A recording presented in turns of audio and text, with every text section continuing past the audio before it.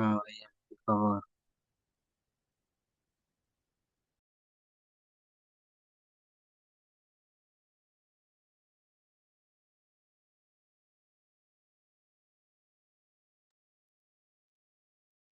আসসালামু আলাইকুম। সবাই কি আমার স্ক্রিন এবং আমার ভয়েস ক্লিয়ারলি শুনতে পাচ্ছেন? কাইন্ডলি একটু জানাবেন। জি। ওকে, থ্যাংক ইউ।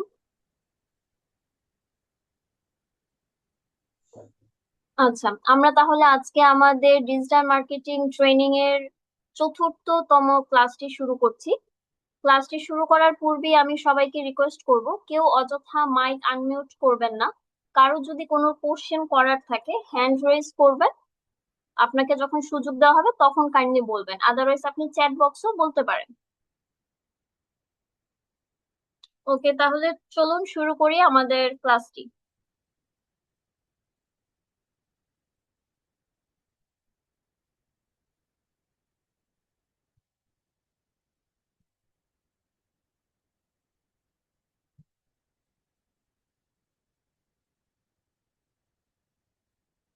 আমাদের আজকে ক্লাসের টপিক হচ্ছে কন্টেন্ট রাইটিং।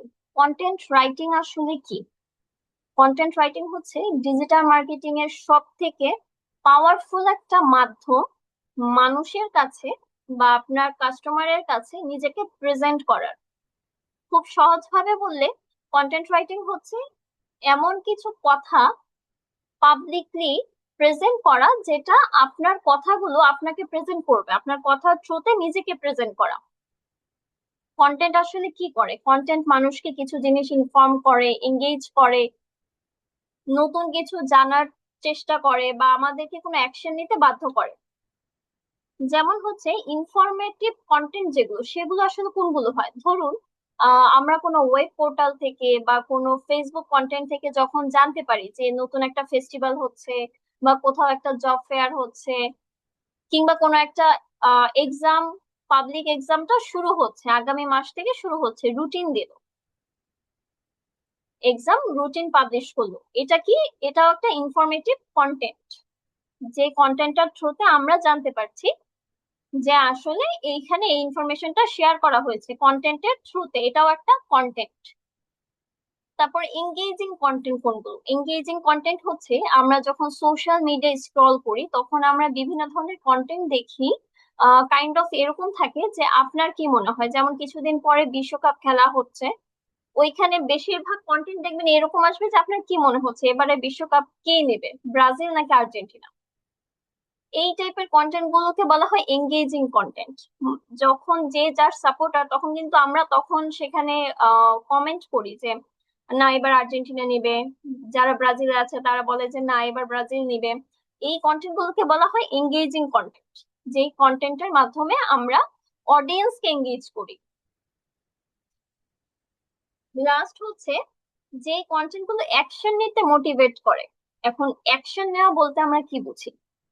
অ্যাকশন নেওয়া বলতে বোঝানো হয় কোনো একটা সোশ্যাল মিডিয়ার কন্টেন্ট যেটা আমাকে বাধ্য করছে যে আমি এই পোস্টটা শেয়ার করি, এই পোস্টটা নিয়ে আমি কথা বলি, আমার নিজের ব্যক্তিগত মতামতটা আমি প্রকাশ করি।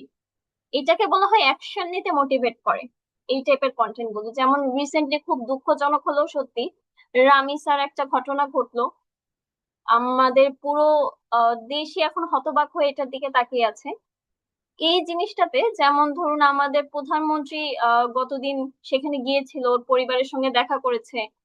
এই কাজটা কেন হলো? এটাও কিন্তু এই সোশ্যাল মিডিয়ার থ্রুতে, সোশ্যাল মিডিয়াতে এই বিষয়টা এত বেশি ভাইরাল ছিল, আমরা সবাই এত বেশি এটার সঙ্গে অ্যাটাচ, যে সেখানে একটি দেশের প্রধানমন্ত্রীকেও যেতে বাধ্য করা হলো, বা সে বাধ্য হয়েছে সেখানে যেতে, কারণ তার পর্যন্ত কথাটা চলে গিয়েছে। সোশ্যাল মিডিয়া এখন অনেক বেশি অ্যাক্টিভ। অ্যাক্টিভ বললে অনেক বেশি করে বলা হবে না, খুব ছোট ওয়ার্ড হয়ে যায় অ্যাক্টিভ বললে। সোশ্যাল মিডিয়া হচ্ছে এখন এমন একটা জায়গা যেটা আপনার জাস্টিসের জন্য হেল্প করে, যেটা আপনাকে প্রেজেন্ট করে, যেটা আপনার সামাজিক অবস্থানকে তৈরি করে, সামাজিক অবক্ষয়গুলো তুলে ধরে। সোশ্যাল মিডিয়া এখন এমন একটা মাধ্যম, এখন এই মাধ্যমটা আসলে আমরা পাচ্ছি কোত্থেকে? এই কন্টেন্ট রাইটিং থেকে। আমরা কিন্তু লিখছি, রামিসার এই বিষয়টা আমরা লিখছি। আমরা কি করছি? আমাদের ফেসবুকে লিখছি যে আসলে এরকম হচ্ছে, এটা হওয়া উচিত ছিল না, আইন প্রশাসন ব্যবস্থা তাহলে কি করছিল। আমরা কিন্তু আমাদের ওপিনিয়ন গুলো লিখছি, লেখাটাই হচ্ছে কন্টেন্ট। ক্লিয়ার সবাই?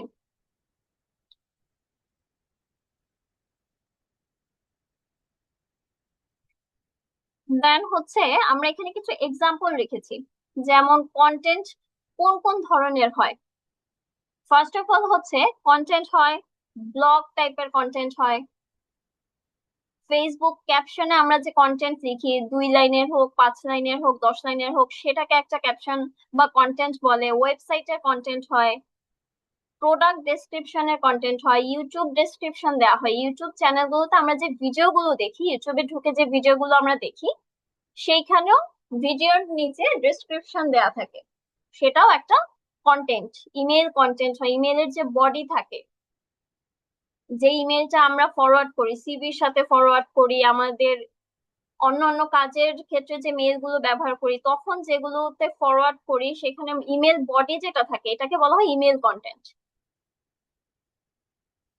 অ্যাড কপি হচ্ছে আমরা কেউ যদি বিজনেস রান করার জন্য বিজনেসের যে পেজ গুলো থাকে, সেখানে যখন আমরা প্রোডাক্টের কোনো অ্যাড চালাই, সেই অ্যাড এর ডেসক্রিপশনে আমরা যেটা দিই, সেটাকে বলা হয় অ্যাড কন্টেন্ট। এখন আমরা আসি কেন আমাদের কন্টেন্ট রাইটিংটা এত ইম্পর্টেন্ট। এত ইম্পর্টেন্সি ডিজিটাল মার্কেটিং এর মধ্যে কন্টেন্ট রাইটিং কে কেন দেয়া হচ্ছে? দেয়ার কিছু স্পেসিফিক রিজন আছে। আপনার এই কন্টেন্টের থ্রুতেই কিন্তু আপনার বিজনেস, আপনি নিজে কোনো কাজ করলে সেই কাজটা পৌঁছাচ্ছে আরেকজনের কাছে। সেটা টেক্সট কন্টেন্ট হতে পারে, ভিজুয়াল কন্টেন্ট হতে পারে, আপনার কোনো ভিডিও হতে পারে, লাইভ হতে পারে, যে কোনো কিছু হতে পারে। তার মানে কি, আপনার অডিয়েন্সের সাথে কানেক্টেড বা অডিয়েন্সের সাথে এঙ্গেজ থাকার মাধ্যমে হচ্ছে আপনার কন্টেন্ট। আপনি আপনার অডিয়েন্সকে ক্র্যাক করার মাধ্যমে হচ্ছে আপনার কন্টেন্ট। আপনার কন্টেন্টের থ্রুতে আপনি আপনার অডিয়েন্সকে ক্র্যাক করতে পারছেন। আপনার যদি একটা ফেসবুক পেজ থাকে, যে পেজের থ্রুতে আপনি কোনো প্রোডাক্ট সেল করতে চাচ্ছেন, তখন প্রোডাক্ট গুলো আপনি কিভাবে সেল করবেন?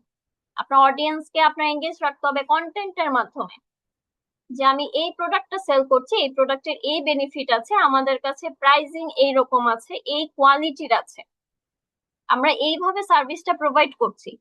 এই জিনিসগুলো যখন আপনি আপনার অডিয়েন্সকে বোঝাবেন, আপনি আপনার অডিয়েন্সের সাথে যখন কমিউনিকেট করছেন, তখনই কিন্তু সে আপনার পেজের থ্রুতে আপনার কাছ থেকে প্রোডাক্ট পারচেস করছে। কন্টেন্ট রাইটিং এর প্রয়োজনীয়তা এই কারণে অনেক বেশি, যে আপনার কন্টেন্টের মাধ্যম দিয়েই মানুষ আপনাকে চিনছে, আপনার ব্যবসাকে চিনছে, আপনার অর্গানাইজেশনকে চিনছে, যে আপনি কিভাবে নিজেকে পাবলিকলি প্রেজেন্ট করছেন। আপনার ব্র্যান্ড ভ্যালু বাড়তেছে। ব্র্যান্ড ভ্যালু কখনো কোনো অর্গানাইজেশনের একদিনে তৈরি হয় না, দিনের পর দিন এই কন্টেন্ট গুলি আপনার ব্র্যান্ড ভ্যালু তৈরি করে। বড় কোনো ফেসবুক পেজ বা অর্গানাইজেশনের কোনো পেজে যদি আমরা ঢুকি, আমরা দেখবো তাদের কাজগুলোই থাকে, একটার পর একটা তাদের কাজ, রেগুলার ওয়ার্ক গুলো, তাদের কোনো ক্লায়েন্ট ডিলিং হতে পারে, সাইনিং হতে পারে। এই জিনিসগুলো কেন তারা পেজে দিচ্ছে? আমরা তো সবাই জানি, যারা অনেক বড় অর্গানাইজেশন, আমরা তো তাদের কাজগুলো সম্পর্কে জানি, তবুও তারা কেন দিচ্ছে ডেইলি এই কাজগুলো কেন দেখাচ্ছে? Just because of increasing there brand value, যে আমরা এই কাজগুলো করছি। আপনি জানেন, আরেকজন না জানতে পারে। আমি হয়তো 5 বছর আগে জানতাম, 5 বছর পরে হয়তো আমি ওইভাবে জানতেছি না, কিন্তু তার এই ব্র্যান্ড ভ্যালুটা আমার কাছে পৌঁছাচ্ছে কিন্তু সোশ্যাল মিডিয়ার থ্রুতে, তার কন্টেন্টের মাধ্যমে। দ্যাটস ওয়াই হচ্ছে কন্টেন্ট এত বেশি ইম্পর্টেন্ট। কন্টেন্টের প্রতি জোর দেওয়ার এই একটাই কারণ, যে আপনি অন্য একটা মানুষের কাছে পৌঁছানোর একমাত্র মাধ্যম হচ্ছে আপনার কন্টেন্ট।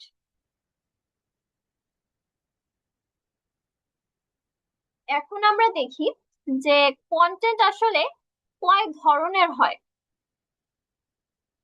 এখানে আমরা মেইন কিছু টাইপের কন্টেন্ট দিয়েছি, যেগুলো ইউজুয়ালি আমরা দেখে থাকি। Blog writing, SEO article, copywriting. এখন এই জিনিসগুলো ঘুরে ফিরে আপনাদের কাছে একরকম মনে হতে পারে, কিন্তু জিনিসগুলো আলাদা। যেমন ব্লগ রাইটিং কি, ব্লগিং ওয়েবসাইটের যে কন্টেন্ট থাকে সেটাকেই বলা হয় ব্লগ রাইটিং। কাইন্ড অফ আমরা যখন উইকিপিডিয়াতে দেখি বা উইকিপিডিয়াতে যদি সার্চ করি, সেখানে যখন কিছু জিনিসের আর্টিকেল পাওয়া যায় ওইটাকে বলা হয় ব্লগ, ব্লগ রাইটিং বলে।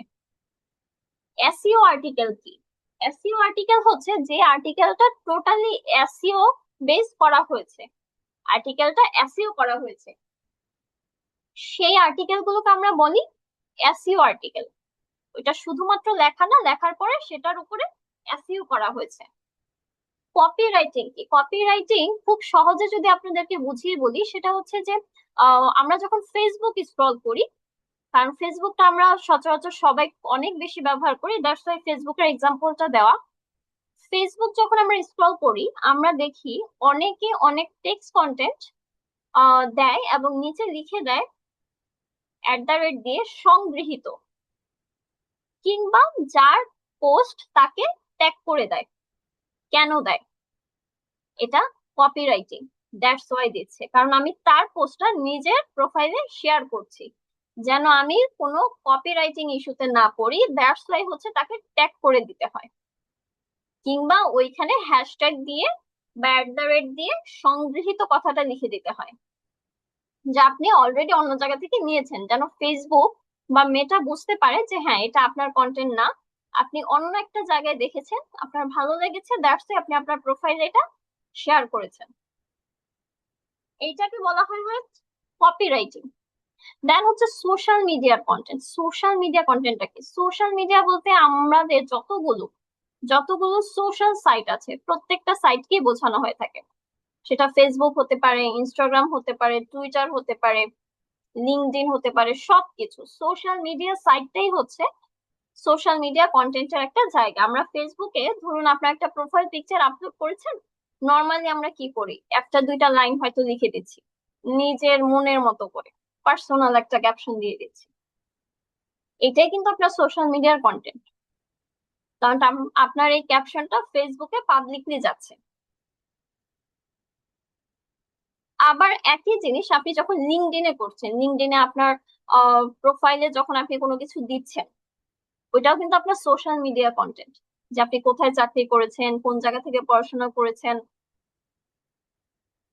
জব এক্সপিরিয়েন্সটা শেয়ার করা, আপনার এক্সট্রা কারিকুলাম কোনো অ্যাক্টিভিটিস থাকলে সেটা শেয়ার করা, এই প্রত্যেকটা জিনিসই হচ্ছে social media content.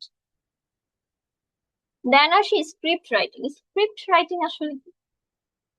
Script writing হচ্ছে আহ মনে করুন আপনি কোনো একটা রিল বানাবেন, আপনার কন্টেন্ট হিসেবে আপনি বেছে নিলেন যে আমি ডিজিটাল মার্কেটিং একটা রিল বানাবো। একটা রিল বানানোর জন্য আপনার ফার্স্টে কি রেডি করতে হবে? ফার্স্টে রেডি করতে হবে স্ক্রিপ্ট, যে স্ক্রিপ্টটা দিয়ে আপনি রিলটা ইউটিলাইজ করবেন, যে স্ক্রিপ্টটা দিয়ে আপনি রিলটা বানাবেন,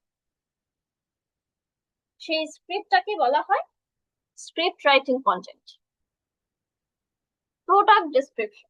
প্রোডাক্ট ডেসক্রিপশন খুবই সহজ।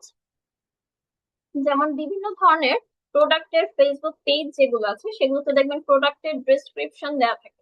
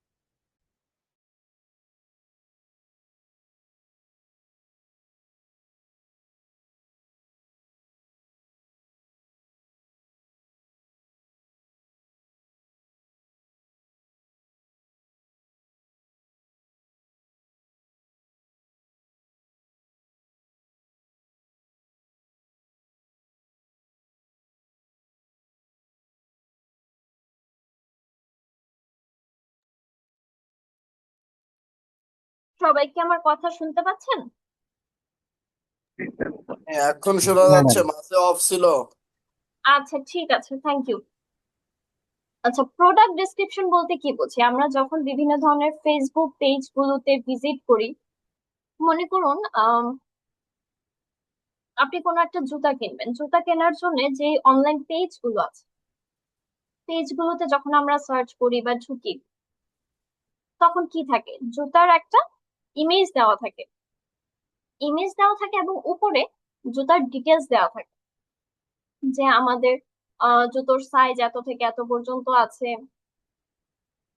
অ্যাডভান্স চার্জ এত, বা আপনারা ক্যাশ অন ডেলিভারিতে দিতে পারেন। মানে জুতোটা কেনার জন্য যত ধরনের ইনফরমেশন আপনার দরকার সবকিছু সে ওই ডেসক্রিপশনে দিয়ে দিচ্ছে। এটা কি বলা হচ্ছে? Product description. Then email writing. Email writing এর কথা আমরা প্রিভিয়াস স্লাইডেও বলেছি।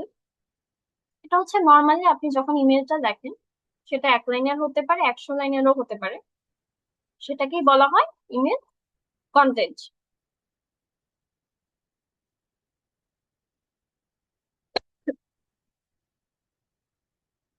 ওয়েবসাইট কন্টেন্ট আসলে কি? ওয়েবসাইট কন্টেন্টটা বোঝানোর জন্য আই থিংক আমাদের একটু ব্রাউজার ওপেন করা উচিত।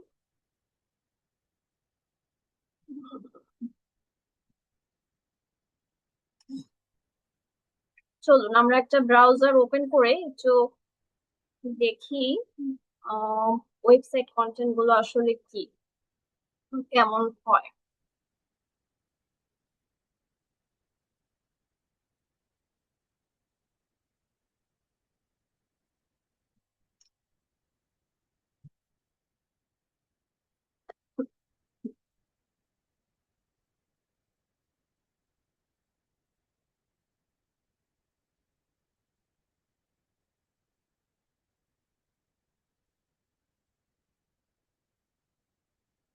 যেমন ধরুন এখানে যদি সার্চ করি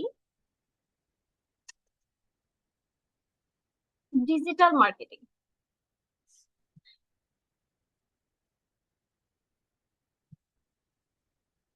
এখন এখানে অনেকগুলো ওয়েবসাইট চলে এসেছে, সাথে কি ভিডিও এসেছে ইউটিউবের। এখন ওয়েবসাইট কন্টেন্ট আসলে কি? ধরুন আমি এই ওয়েবসাইটে ঢুকলাম, ইনভেস্টোপেডিয়াতে আমি ঢুকলাম, ঢোকার পরে এই যে দেখুন আমার সামনে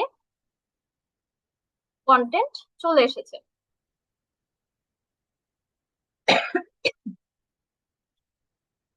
এই কন্টেন্টটাকে বলা হয় ওয়েবসাইট কন্টেন্ট। এই যে দেখুন ডিজিটাল মার্কেটিং নিয়ে প্রত্যেকটা জিনিস চলে এসেছে। ওয়েবসাইট মার্কেটিং কি, পে পার ক্লিক অ্যাডভার্টাইজিং কি, কন্টেন্ট মার্কেটিং কি, প্রত্যেকটা জিনিস কিন্তু আসছে। এইটাকেই বলা হয় ওয়েবসাইট কন্টেন্ট। যেই কন্টেন্ট গুলোকে আমরা ওয়েবসাইটের মধ্যে পেয়ে থাকি, যে কন্টেন্ট গুলো আমাদের ওয়েবসাইটের থ্রুতে পেয়ে থাকি, সেটাকে বলা হয় ওয়েবসাইট কন্টেন্ট। দেন আমরা নেক্সট স্লাইডে যাই। নেক্সট স্লাইড হচ্ছে গুড কন্টেন্টের কিছু ক্যারেক্টার, বা একটি ভালো কন্টেন্টে কি কি থাকতে হবে, সেই জিনিসগুলো আমরা এখন জানবো। একটি ভালো কন্টেন্টে প্রথমত থাকতে হবে কি? ক্লিয়ার। কন্টেন্টটা ক্লিয়ার থাকতে হবে, যে আপনি আসলে কি নিয়ে লিখেছেন। মনে করুন আপনি ডিজিটাল মার্কেটিং নিয়ে একটা কন্টেন্ট লিখতে চাচ্ছেন। এখন ডিজিটাল মার্কেটিং অনেক বড় একটা সেক্টর, আপনি আসলে ডিজিটাল মার্কেটিং এর কোন বিষয়টা নিয়ে লিখতে চাচ্ছেন? এসইও নিয়ে লিখতে চাচ্ছেন, সোশ্যাল মিডিয়া মার্কেটিং নিয়ে লিখতে চাচ্ছেন, নাকি আপনি ইউটিউব এসইও নিয়ে লিখতে চাচ্ছেন, নাকি আপনি এক্সটার্নাল লিঙ্ক ইন্টারনাল লিঙ্ক নিয়ে লিখতে চাচ্ছেন? কি নিয়ে লিখতে চাচ্ছেন? সেই স্পেসিফিক একটা টপিক আপনাকে চুজ করতে হবে, যে আমি ঠিক এটা নিয়ে লিখতে চাচ্ছি, এইটাই হবে আমার টপিক। ক্লিয়ার থাকতে হবে। একসাথে অনেকগুলো টপিক নিয়ে যদি আপনি লেখেন, আপনার লেখা কখনোই গুগলে র্যাঙ্ক করতে পারবে না। স্পেসিফিক টপিকের উপর লিখতে হবে। সেকেন্ড হচ্ছে হেল্পফুল। হেল্পফুল বলতে আসলে কি বোঝাচ্ছে? কন্টেন্ট কিভাবে হেল্পফুল হতে পারে? এখন কন্টেন্ট কিভাবে হেল্পফুল হয়? কন্টেন্ট হচ্ছে আমি নর্মালি যে কোনো একটা অনলাইনের যুগে এখন আমরা যে কোনো কিছু সার্চ করলে অনেক কিছু খুব সহজে পেয়ে যাই। এখন খুব সহজে আপনি পেয়ে যাচ্ছেন, দ্যাট ডাজন্ট মিন যে ওই জিনিসটাই আপনি দিয়ে দিচ্ছেন আপনার কন্টেন্ট হিসেবে। গুগলে সার্চ করলে অনেক কিছু চলে আসে, এখন সেই অনেক কিছুর মধ্যে কতটুকু আপনি দিবেন সেটা আপনাকে বুঝতে হবে। গুগলে আমি ডিজিটাল মার্কেটিং লিখে সার্চ করার পর আমার কাছে 100টারও বেশি ওয়েবসাইট আসবে, 100টারও বেশি পোর্টাল আসবে। এখন আমি কোন পোর্টালের কতটুকু কথা নিব সেটা আমার উপর ডিপেন্ড করে, আমার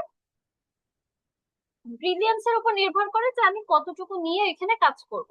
দেন হচ্ছে হিউম্যান ফ্রেন্ডলি। এখন আপনি এমন জিনিস দিলেন এআই থেকে বানিয়ে বা জিপিটি থেকে বানিয়ে বা জেমিনি থেকে বানিয়ে, যেটা হিউম্যান ফ্রেন্ডলি না, এআই ডিটেক্টরে যেটা ধরা পড়ছে, আমরা পরের স্লাইড গুলোতে জানবো এআই ডিটেক্টরে কিভাবে ধরা যায়, কোন টুলস গুলো থ্রুতে ধরা যায়, এগুলো পরের স্লাইড গুলোতে জানবো। এআই এর কোনো কন্টেন্ট যখন আপনি দেবেন হিউম্যান ফ্রেন্ডলি না হলে সেটা কখনো র্যাঙ্কিং এ আসে না। র্যাঙ্কিং এ না আসার রিজন হচ্ছে এআই কখনো হিউম্যানের মতো করে বলে না। আপনি যখন কোনো একটা কাজ করতে গিয়ে আনসাকসেসফুল হচ্ছেন, আপনার ভেতরের যে কষ্ট, আপনার ভেতরের যে ডিপ্রেশন, এটা আপনি যেভাবে ফিল করবেন, আপনি যেভাবে এক্সপ্রেস করবেন, এটা এআই কখনো এক্সপ্রেস করতে পারবে না। কারণ এআই একটা সফটওয়্যার, এআই হিউম্যান না। আপনার content must be human friendly হতে হবে, একটা মানুষের মতো করেই আপনার কন্টেন্টটা দিতে হবে। দেন হচ্ছে এসইও অপটিমাইজড। আপনার কন্টেন্ট অবশ্যই এসইও করতে হবে, কন্টেন্ট এসইও না করলে সেই কন্টেন্ট কখনো র্যাঙ্কিং এ আসবে না। ইজি টু রিড, এমন শব্দ ব্যবহার করতে হবে যেটা সহজে সবাই বোঝে। এমন শব্দ ব্যবহার করা যাবে না যেটার অর্থ কেউ জানে না, কেউ বুঝতেও পারছে না, সহজবোধ্য না। যেই শব্দটার অর্থ জানার জন্য আমার আবার গুগলে ঢুকতে হচ্ছে, আমার হয়তো ট্রান্সলেটর ব্যবহার করতে হচ্ছে, আমার হয়তো আবার মিনিংটা খুঁজে বের করতে হচ্ছে যে আসলে এটা এক্সাক্ট মিনিংটা কি, কোনটা আমি ভাববো বা কোনটা আমি ধরবো। এইরকম কোনো শব্দ ব্যবহার করা যাবে না। রিডেবল শব্দ ব্যবহার করতে হবে, যেটা খুব সহজে পড়তে পারা যায়, যেটা খুব সহজে 100 জনের মধ্যে 90 জন মানুষ বুঝতে পারবে। দেন হচ্ছে ইউনিক। আপনার কন্টেন্টের মধ্যে কতটুকু ইউনিসিটি আছে, আপনি কতটুকু ইউনিক কন্টেন্ট নিয়ে আসতেছেন। মনে করুন সবাই ঈদ মোবারক ঈদ মোবারক লিখছে, এখন ঈদ মোবারকের মধ্যে আপনি কতটুকু ইউনিসিটি নিয়ে আসতেছেন, ঈদ মোবারকটা আপনি কিভাবে এক্সপ্রেস করতেছেন। আপনি লিখতে পারেন যে সবাই, সবার ঈদের যাত্রা শুভ হোক, বা আপনার বাড়ি ফেরার পথে বা বাড়ি যাওয়ার পথে এই জিনিসগুলো, এই ইনস্ট্রাকশন গুলো আপনারা মেনে চলবেন বা এই জিনিসগুলো ফলো করার চেষ্টা করবেন। মানে আপনার কন্টেন্ট হতে হবে আলাদা। আলাদা কন্টেন্ট যখন হবে তখন আপনার সেই কন্টেন্ট রিচ করবে। আদারওয়াইজ এআই ডিটেক্টর বলেন অথবা এসইও অপটিমাইজেশন বলেন, প্রত্যেকটা টুলসই এটা লো থাকবে, খুবই লো থাকবে যদি আপনার কন্টেন্ট ইউনিক না হয়। সবাই যেটা দিচ্ছে আপনিও সেটা দিচ্ছেন, সেই কন্টেন্ট কখনোই ভালো যাবে না। কন্টেন্ট এমন হতে হবে বাকি 100 জনের থেকে আপনার কন্টেন্ট আলাদা। যখন ডিফারেন্ট কন্টেন্ট আসবে তখনই আপনি কন্টেন্ট থেকে ভালো কিছু আশা করতে পারেন যে হ্যাঁ আমার এই কন্টেন্ট ভাইরাল হতে পারে, আমার এই কন্টেন্টের থ্রুতে আমার আর্নিং হতে পারে। দেন হচ্ছে ভ্যালুয়েবল। যেই কন্টেন্ট ভ্যালু অ্যাড করে না সেই কন্টেন্ট কখনো র্যাঙ্কিং এ আসে না। আপনার কন্টেন্টকে ভ্যালু অ্যাড করতে হবে, ভ্যালু অ্যাড করলে দেন হচ্ছে আপনার কন্টেন্ট র্যাঙ্কিং এ আসবে। এখন ভ্যালু অ্যাড কিভাবে করে, ধরুন কিছুক্ষণ আগে আমি একটি ব্রাউজারে ঢুকে আপনাদেরকে দেখিয়েছিলাম যে ডিজিটাল মার্কেটিং লিখে সার্চ করার পরে অনেকগুলো ওয়েবসাইট এসেছে, রাইট? সেখান থেকে একটা ওয়েবসাইটে ঢুকে আমি আপনাদেরকে কন্টেন্টটা দেখিয়েছি যে ওয়েবসাইট কন্টেন্ট আসলে কি। এখন সেখানে ধরুন আমি 5 থেকে 10 মিনিট পড়ার পরে আমার যদি মনে হয় যে না আসলে এখানে তেমন কিছু নাই, এভারেজ, অন্য ওয়েবসাইটেও যা আছে এখানেও তাই আছে, আমি কিন্তু তখন আমার জ্ঞানে বা আমার জন্য এটা কিন্তু ভ্যালুয়েবল হলো না, ভ্যালু অ্যাড করতে পারলো না, তখন কিন্তু আমি নেক্সট টাইম এই ওয়েবসাইটটাতে আর ঢুকবো না। আমি তখন সার্চ করবো কি অন্য কোনো ওয়েবসাইট, অন্য কি আছে, আর কোন ওয়েবসাইটে ডিজিটাল মার্কেটিং নিয়ে লেখা আছে, সেইটা হচ্ছে আমি তখন খুঁজবো। যে কোন ওয়েবসাইটটা আমার জন্য ভ্যালু অ্যাড করবে, সেটা খুঁজবো হচ্ছে আমি তখন। এজন্য আপনার কন্টেন্ট সবসময় এমন হতে হবে যেন সেটা অডিয়েন্সকে এঙ্গেজ করে রাখতে পারে, যেন আমি আপনার ওয়েবসাইটে ঢুকলে আপনার ওয়েবসাইট থেকে যেন আমি বের না হই, আমার জন্য পড়লে পড়তে মন চায় যে হ্যাঁ এখানে ভালো কিছু লেখা আছে, পড়লে আমার জানা হবে, এরকম যেন একটা ফিল থাকে। ওই রকম ভাবে হচ্ছে কন্টেন্ট গুলো ক্রিয়েট করতে হয়, যে একটা মানুষ পড়ার যেন আগ্রহ থাকে, আপনার প্রত্যেকটা লাইন শেষ লাইন পর্যন্ত পড়ার জন্য আগ্রহ থাকে। কন্টেন্ট লেখার সময় কন্টেন্ট রাইটারের মাথায় ফার্স্ট থাকতে হবে যে আমার কন্টেন্টের শেষ শব্দ পর্যন্ত একটা মানুষকে আমি আটকে রাখবো, শেষ শব্দটা পড়বে, তারপর হচ্ছে সে আমার কন্টেন্টটা লিভ করে যাবে। আচ্ছা, নেক্সট স্লাইডে আমরা যাচ্ছি। কন্টেন্ট রাইটিং এর বেসিক জিনিসগুলো আসলে কি, এটা আমরা অনেকেই জানি না যে আসলে কন্টেন্ট রাইটিং এর বেসিক জিনিসটা কি। আমরা প্রথমে কি ভাববো, বেসিক বলতে কি বোঝায়, প্রথমে কি ভাববো, কন্টেন্ট লেখার আগে আমরা কি ভাববো, লেখার আগে প্রথমে আমাদের ভাবতে হবে আমাদের টার্গেটেড অডিয়েন্স কারা। এটা নিয়ে প্রিভিয়াস ক্লাসেও কথা হয়েছিল, টার্গেটেড অডিয়েন্স নিয়ে, যে তারা আসলে কারা। আমি আবার একটু সামারি বলছি, সেটা হচ্ছে আহ মনে করুন আপনি আহ মেয়েদের ড্রেস সেল করছেন, আপনি সেল করছেন মেয়েদের ড্রেস। এখন আপনার অডিয়েন্স কারা হবে, টার্গেটেড অডিয়েন্স, টার্গেটেড অডিয়েন্স হবে মেয়েরা। কিন্তু আপনি যখন ক্যাম্পেইন রান করবেন তখন ছেলেদেরও দিতে হবে, কারণ আপনার কাস্টমার শুধু মেয়েরা না, আপনার অডিয়েন্স মেয়ে হতে পারে কিন্তু আপনার কাস্টমার ছেলেরাও হবে। এর জন্য অডিয়েন্স আর কাস্টমার দুইটা ডিফারেন্ট। আপনার আগে বুঝতে হবে আপনার টার্গেটেড অডিয়েন্স কারা। যখন আপনি প্রোডাক্ট ডেসক্রিপশন লিখবেন তখন বুঝতে হবে যে আপনার টার্গেটেড অডিয়েন্স কারা। যারা টার্গেটেড অডিয়েন্স তাদেরকে টার্গেট করে আপনার কন্টেন্ট গুলো লিখতে হবে, তাদেরকে অ্যাট্রাক্ট করার জন্য লিখতে হবে। যেমন রিসেন্টলি আমি একটা পেজের সঙ্গে অ্যাড হয়েছি, ওনাদের শাড়ির কালেকশন বেশ ভালো। এখন ওনাদের দেখলাম কন্টেন্ট স্ট্র্যাটেজি একদম সম্পূর্ণ ডিফারেন্ট। ডিফারেন্ট কেমন, আহ, আমরা বেসিক্যালি কি দেখি, আমরা দেখি যে একটা পেজে জাস্ট প্রোডাক্টের ছবিটা দিয়ে দিচ্ছে আর প্রোডাক্ট ডেসক্রিপশন দিয়ে দিচ্ছে, রাইট? এরকমই থাকে কন্টেন্ট গুলো। আর ওনাদের কন্টেন্ট স্ট্র্যাটেজি এরকম, ওনারা কোনো পোস্ট করে না, শাড়ির ছবি কমেন্টে দেয়, ইভেন ওনার শুধু একটা স্ট্যাটাস দিয়ে দেয় যে যেমন গতকাল রাতে আমি একটা দেখেছিলাম একটা স্ট্যাটাস যে কালো রঙের এত সুন্দর শাড়ি যদি থাকে আপনার মেকআপ করার প্রয়োজন নেই। ছবি দেখতে হলে কমেন্ট চেক করুন। এটা দেখার পরে আমার কাছে খুব ইন্টারেস্টিং লাগলো যে আসলে এটা এঙ্গেজিং হচ্ছে, মানুষজন অনেক বেশি কমেন্ট চেক করতেছে, চেক আউট করতেছে, প্রাইস জিজ্ঞাসা করতেছে, অনেক কিছু হচ্ছে, রিচ ভালো হচ্ছে, পেজটা বেশ বড় পেজ। তো যখন আমি দেখলাম আহ স্বাভাবিকভাবে আমি সম্পূর্ণ পেজটা স্ক্রল করলাম যে আসলে এটা কি হঠাৎ করলো নাকি ওনাদের কন্টেন্ট স্ট্র্যাটেজি এরকম।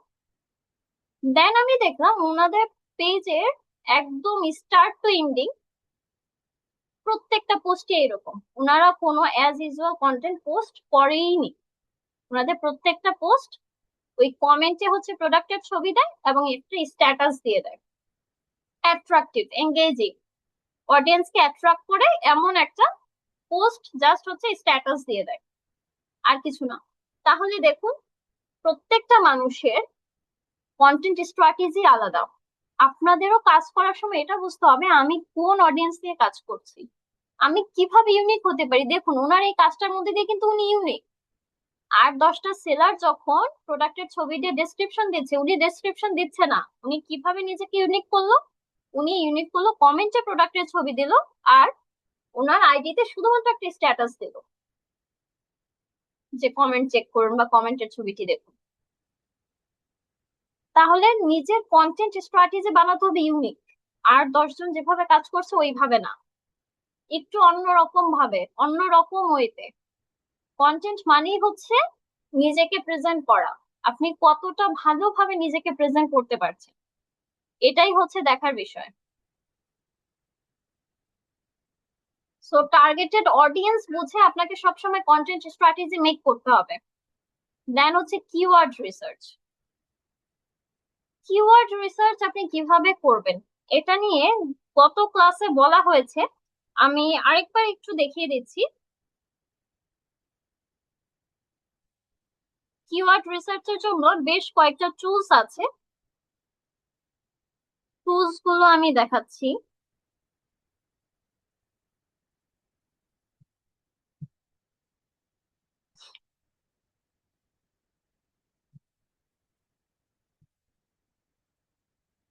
যেমন স্যামরাশ একটা টুল, এটা বেশ ভালো একটা টুল, ফ্রি ভার্সন। এখানে জাস্ট আপনাদের কিওয়ার্ডটা যদি লেখেন, লাইক এজ, যদি লিখি ডিজিটাল,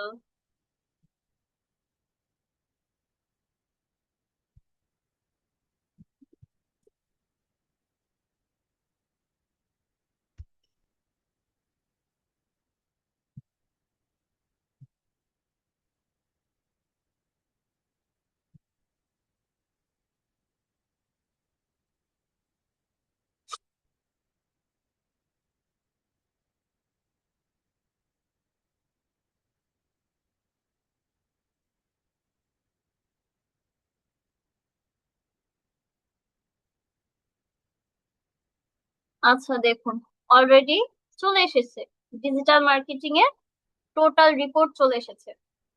ভলিউম আছে দেখেন, এখানে keyword very difficult 91%, digital marketing keyword very difficult 91%, very hard আসছে। গ্লোবাল ভলিউমে দেখুন, আমেরিকাতে ইউএসএ তে সব থেকে বেশি, সিপিসিও অনেক হাই, ট্রেন্ডিং বাট হার্ড।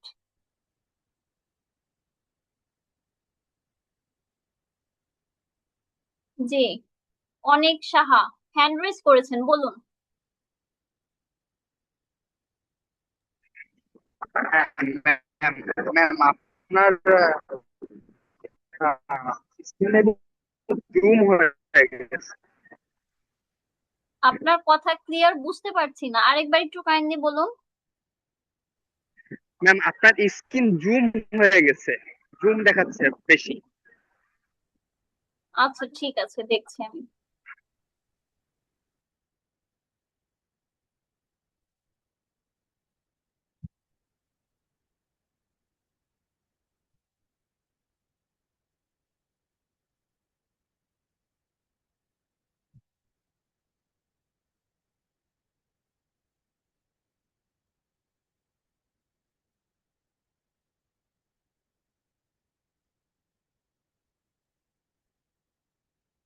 এখন কি ঠিক আছে স্ক্রিন?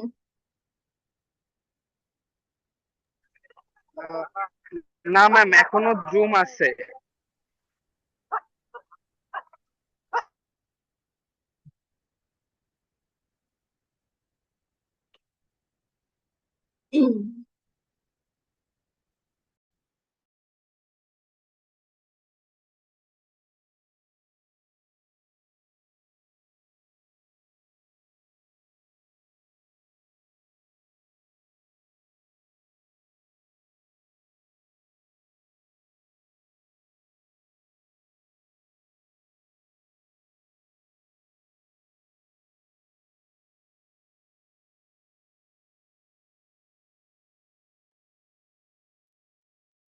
এখন দেখুন তো, এখন কি ঠিক আছে, দেখা যাচ্ছে?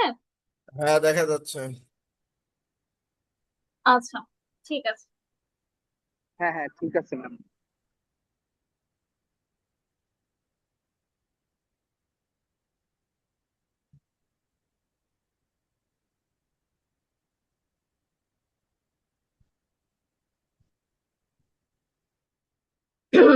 আচ্ছা, যেটা আপনাদেরকে দেখাচ্ছিলাম সেটা হচ্ছে কিওয়ার্ড রিসার্চে দেখুন, ডিজিটাল মার্কেটিং আহ এইটাতে 91% চলে আসছে কিওয়ার্ড ওভারভিউতে। এখন যেই কিওয়ার্ড গুলোর পার্সেন্টেজ বা রেশিও বেশি থাকে, বিগত ক্লাসে দেখানো হয়েছিল আপনাদেরকে, সেগুলো নিয়ে কাজ করা ভেরি হার্ড। যদিও ডিজিটাল মার্কেটিং দেখুন এখানে ট্রেন্ডিং এ দেখাচ্ছে, ট্রেন্ডিং এ আছে, কিন্তু এটা হার্ড যেহেতু এখানে রেশিও এসেছে 91%।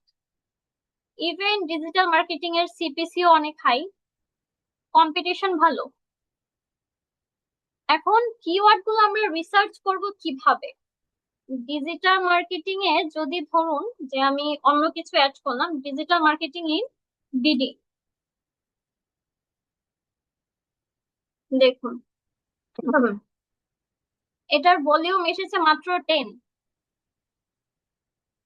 তার মানে ডিজিটাল মার্কেটিং ইন বিডি এই কিওয়ার্ডটা আপনাকে র্যাঙ্কিং এ নিয়ে যেতে পারে, কারণ এটা কম্পিটেন্সি ভালো এবং অপরচুনিটিও বেশ ভালো, যেহেতু এটা রেশিও কম এবং এটা ট্রেন্ডিংও আছে, ফুললি ট্রেন্ডিং এ আছে, কম্পিটিশন একেবারেই জিরো। কিওয়ার্ড রিসার্চ করতে হবে এমন কিওয়ার্ড যেই কিওয়ার্ডে কম্পিটিশন খুবই কম থাকবে, লো থাকবে, আপনার যেন চান্স থাকে র্যাঙ্কিং করার মতো।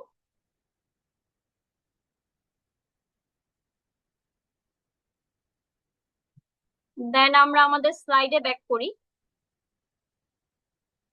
এখন আমরা আসি গোল আন্ডারস্ট্যান্ডিং।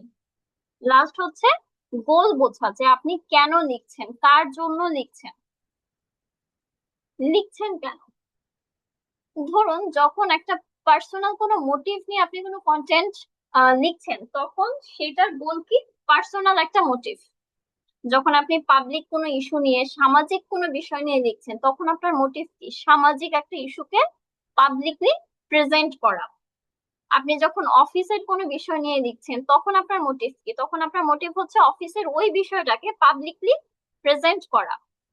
আবার যখন সেই একই মানুষ আপনি বিজনেসের জন্য কোনো কিছু লিখছেন, তখন আপনার মোটিভ কি? মোটিভ হচ্ছে আপনার বিজনেসটাকে গ্রো করানো। গোল বুঝতে হবে যে আমি কোন গোলের জন্য আসলে কন্টেন্টটা লিখতে চাচ্ছি। এখানে 3টা কোশ্চেন হচ্ছে আগে কন্টেন্ট লেখার আগে নিজেকে করতে হবে, যে আমি কার জন্য লিখছি, কেন লিখছি, ইউজার কি জানতে চায়। আগেই আপনার অডিয়েন্স ধরতে হবে যে আমি কার জন্য লিখছি, কাদের জন্য আমি লিখছি, আমার এই কন্টেন্টটাতে টার্গেটেড অডিয়েন্স কারা, আমার এই কন্টেন্টের অডিয়েন্স কারা হবে, তাদের জন্য আমি লিখছি। কেন লিখছি, তারা আসলে আমার এই কন্টেন্টটা পড়ে কি জানবে, লিখছি কেন, সেটার কারণটা আইডেন্টিফাই করা। ইউজার আসলে কি জানতে চায়? আপনার প্রোডাক্ট সম্পর্কে জানতে চাচ্ছে, বা আপনার বিজনেস সম্পর্কে জানতে চাচ্ছে, নাকি আপনার কোনো সামাজিক কোনো কিছু নিয়ে আপনি লিখছেন সেটা সম্পর্কে জানতে চাচ্ছেন? আপনি আসলে কি জানাতে চাচ্ছেন, আপনার গোলটা কি? আপনার গোল সাথে হচ্ছে ইউজারের এঙ্গেজমেন্ট, দুইটাকে কম্বাইন্ড করেই হচ্ছে আপনার কন্টেন্ট লিখতে হবে। দেন আপনার কন্টেন্ট ভালো পারফরমেন্স দেবে। নেক্সট স্লাইডে যাচ্ছি আমরা। নেক্সট স্লাইড হচ্ছে কন্টেন্ট রাইটিং প্রসেস। কোনটার পরে কোনটা আসবে আমরা এখানে দেখবো কন্টেন্ট রাইটিং এর হোল প্রসেসটা। প্রসেসের শুরু কি? শুরু হচ্ছে, স্টার্টিং পয়েন্ট হচ্ছে টপিক সিলেকশন, কোন টপিকে লিখবো, যেটা আমি আগের স্লাইড গুলো তো বলেছি, আগে টপিক সিলেক্ট করতে হবে যে আমি এই টপিক নিয়ে লিখবো, স্পেসিফিক একটা টপিক, এই টপিকটা নিয়ে আমি লিখবো। সেকেন্ড হচ্ছে কিওয়ার্ড রিসার্চ, যেটা আমি আপনাদেরকে একটু আগে দেখিয়েছি ব্রাউজারে লগ ইন করে, যে কিওয়ার্ড রিসার্চের ওভারভিউ বা রিপোর্ট কিভাবে বের করতে হয় ফ্রি। দেন হচ্ছে রিসার্চ। এখন রিসার্চ করবেন কি? রিসার্চ করবেন আপনার কন্টেন্ট নিয়ে, আপনার কম্পিটিটর কারা আছে, কয়জন আছে, কেমন আছে। যেমন আমাদের সেই কিওয়ার্ড রিসার্চে কিন্তু আমরা সবগুলো জিনিস পেয়ে গিয়েছিলাম, আমাদের কম্পিটিশন কেমন ছিল। যেমন যখন আমরা ডিজিটাল মার্কেটিং সার্চ করেছিলাম, হিউজ কম্পিটিশন ছিল, যদিও ট্রেন্ডিং এ ছিল কিন্তু হিউজ কম্পিটিশন ছিল, সিপিসি অনেক হাই ছিল, রেশিও অনেক হাই ছিল, 91% ছিল। সেখানে যখন কিওয়ার্ডে জাস্ট ছোট্ট একটা change, digital marketing in BD, এটা যখন দেয়া হলো, তখন কিওয়ার্ড রিসার্চের রেজাল্ট খুবই পজিটিভ, কম্পিটিশন জিরো, রেশিও মাত্র 10। তার মানে কি আমরা এই কিওয়ার্ড নিয়ে কাজ করতে পারি। এটা কি বলা হচ্ছে রিসার্চ, প্রত্যেকটা জিনিস নিয়ে রিসার্চ করা। কন্টেন্ট মেক করার আগে বা কন্টেন্ট পাবলিশ করার আগে প্রত্যেকটা জিনিস রিসার্চ করে দেন হচ্ছে কন্টেন্ট লিখে তারপরে পাবলিশ করা। আউটলাইন ক্রিয়েট, আউটলাইন বলতে আসলে আমরা কি বুঝি? আউটলাইন হচ্ছে আপনার কন্টেন্টের একটা সামারি। মনে করুন আপনি কন্টেন্ট লিখছেন এসইও নিয়ে, এখন এসইও নিয়ে আপনি কি নিয়ে আসলে লিখবেন? এসইও তো অনেক বড় একটা সেক্টর, আপনি কতটুকু লিখবেন? আগে একটা আউটলাইন ড্র করা। যারা আমরা ছোটবেলায় টুকটাক আঁকাআঁকি করতাম তারা কিন্তু আমরা জানি আউটলাইন আগে ড্র করতে হয়। আপনি ভিতরে কি আঁকবেন ওইটা পরে, আগে হচ্ছে একটা আউটলাইন ড্র করতে হয়, যে আমি এতটুকুর মধ্যে এই জিনিসগুলো, এই হচ্ছে আগে একটা স্কেচ করলাম, তারপরে হচ্ছে আমি আর্ট শুরু করলাম। কন্টেন্ট রাইটিং ও আগে একটা আউটলাইন ক্রিয়েট করতে হয়, যে আমি এসইও নিয়ে লিখবো, এসইও আসলে কিভাবে ফ্রিল্যান্সাররা ব্যবহার করে, বা এসইও দিয়ে ফাইবার আপওয়ার্কে এইখানে কিভাবে কাজগুলো পাওয়া যায়, এই জিনিসগুলো নিয়ে হচ্ছে আগে আমি দেখবো বা জানবো, আমি এই জিনিসগুলো নিয়েই লিখবো। আগে হচ্ছে আপনার একটা আউটলাইন ড্র করা। এসইও তো অনেক কিছু, অনেক বড় একটা জায়গা, কতটুকু লিখবেন আপনি আগে ততটুকু আপনি আউটলাইন করেন, আগে ওই আউটলাইনের একটা বাউন্ডারি দেন, যে আমি এই বাউন্ডারির মধ্যে এতটুকু লিখবো, আমার লেখার জায়গা এতটুকু। দেন হচ্ছে রাইটিং, তারপরে আউটলাইনের পরে আপনি শুরু করবেন আপনার ফাইনাল কন্টেন্ট রাইটিং। যখন কন্টেন্ট লেখা হলো দেন হচ্ছে আপনার অপটিমাইজেশন।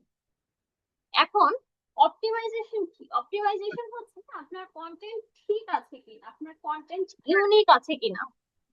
কন্টেন্টের মধ্যে এআই ডিটেক্টর চেক করতে হবে যে এআই কে ধরছে কিনা, ধরলে কত পার্সেন্ট ধরছে, গ্রামাটিক্যাল কোনো ভুল আছে কিনা, সেগুলো কোন টুলস গুলো দিয়ে ব্যবহার করে বের করা যায় সেগুলো আমরা দেখব।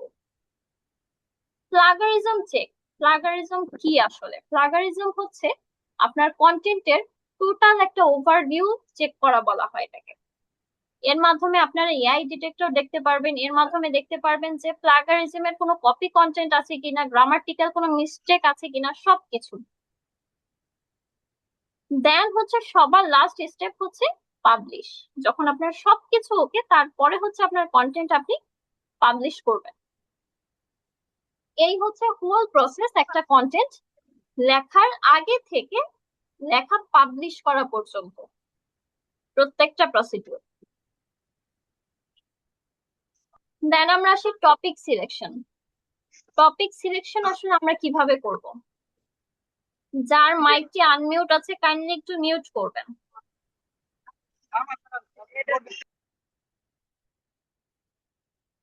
আচ্ছা, টপিক সিলেকশন আমরা কিভাবে করব সেটা আমরা এখানে দেখছি। টপিক সিলেকশন করার আগে প্রথমত কি দেখবো? প্রথমত দেখবো আমরা সার্চ ডিমান্ড থাকতে হবে, যে টপিকটা আমরা সিলেক্ট করব সেটা সার্চ ডিমান্ড থাকতে হবে। যেমন আমরা কিছুক্ষণ আগে দেখছিলাম ডিজিটাল মার্কেটিং ট্রেন্ডিং এ আছে, তার মানে এটা ডিমান্ড আছে। এই জিনিসটাই সবার আগে দেখতে হবে, যে আপনি যেটা নিয়ে কন্টেন্ট লিখতে চাচ্ছেন সেটার সার্চ ডিমান্ড কত, কত মানুষ এটা দেখার জন্য সার্চ করছে।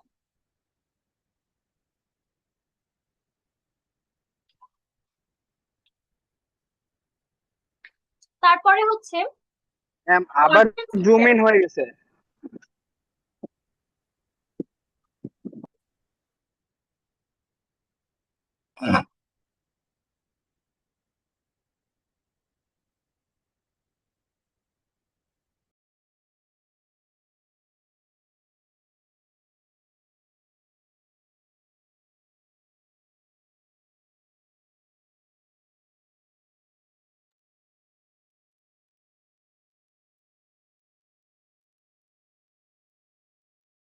আচ্ছা, অডিয়েন্স ইন্টারেস্ট থাকতে হবে আপনার কন্টেন্টের প্রতি, যে অডিয়েন্সের ইন্টারেস্ট আসলে কেমন, কতটুকু। দেন হচ্ছে প্রবলেম সলভিং হতে হবে, আপনার কন্টেন্ট কতটুকু প্রবলেম সলভিং মেন্টালিটি রাখে বা প্রবলেম সলভিং ক্রাইটেরিয়া আছে আপনার কন্টেন্টের মধ্যে। আপনি জাস্ট একটা কথা বলে কন্টেন্ট পাবলিশ করে দিলেন, কিন্তু আসলে আপনার কথা থেকে মানুষের মধ্যে আরো বিভ্রান্তি ছড়ালো, মানুষ আরো কনফিউজড হয়ে গেল যে আসলে কি করবে। না, এমন না, কন্টেন্ট হতে হবে একদম শুরু থেকে শেষ। আমি একটা টপিক নিয়ে কথা বলবো, সেই টপিকের একদম শুরু থেকে শেষ পর্যন্ত।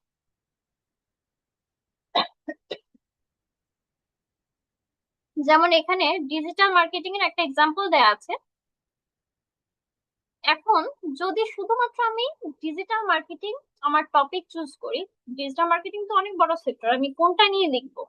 কিন্তু আমি যদি চুজ করি how beginners can start digital marketing career, বিগিনাররা কিভাবে ডিজিটাল মার্কেটিং এর ক্যারিয়ার স্টার্ট করতে পারে, তাহলে কিন্তু আমার টপিকটা স্পেসিফিক।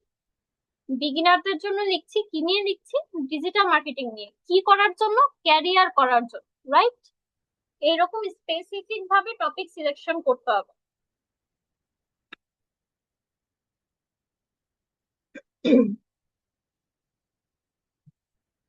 দেন হচ্ছে কিওয়ার্ড রিসার্চ। কিওয়ার্ড রিসার্চ যেগুলো আমি আপনাদের একটু আগেও দেখিয়েছি,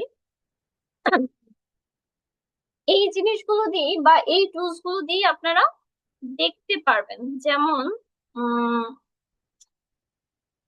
ওয়েট, আমি একটু লগ ইন করে দেখাচ্ছি।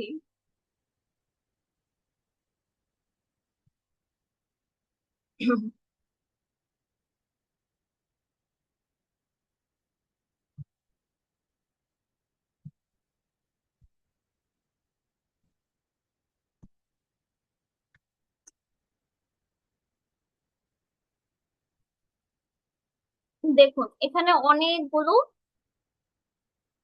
সফটওয়্যার চলে এসেছে, স্যামরাশেরই অনেকগুলো চলে আসছে।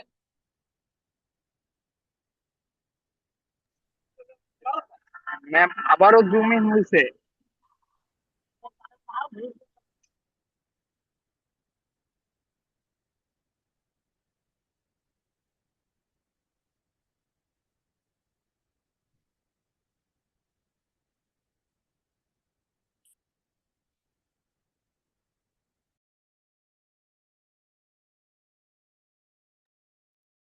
এখন কি ঠিক আছে? জি জি, এখন ঠিক আছে। আচ্ছা ঠিক আছে।